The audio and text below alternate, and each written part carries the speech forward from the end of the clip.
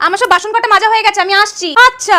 ও মিনুর মা, এই মিনুর জন্য টেবিলে যে জামাটা রেখেছিলাম নিয়েছো তো? হ্যাঁ এই তো নিয়ে নিয়েছি, আসছি। হ্যাঁ ঠিক আছে। বৌদি একটা কথা বলবো? হ্যাঁ বলো না। বলছি দেখছিলাম ওই বদি আর সদির কতগুলো জামা তুমি বের করে রেখেছো, কত ওই ঘর মোছাও করে দিয়েছো।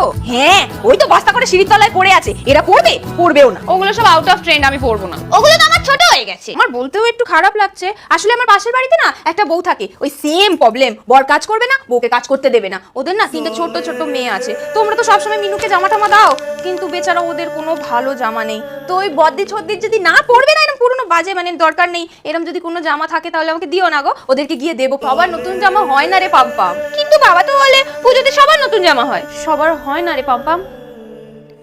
সবার হয় না জানি, কিন্তু ওদের তিনজনের এবছর হবে। আমার তো আর অত সামর্থ্য নেই যে ওদের তিনজনকে নতুন কিছু কিছু দেবো। কি রে পাম্পাম? হ্যাঁ দিদি, আমি তোর পাশে আছি। আমার আর পাম্পামের তরফ থেকে এই 5,000 টাকা দিয়ে তুমি ওই তিনজনকে জামার জুতো কিনে দিও। এই নাও। এ বাবা না না, ওই তোমাদের পুরনো কটা দিলেই হবে। রাখো মিনুর মা, পুজো তো আমাদের একার নয়, পুজো তো সবার।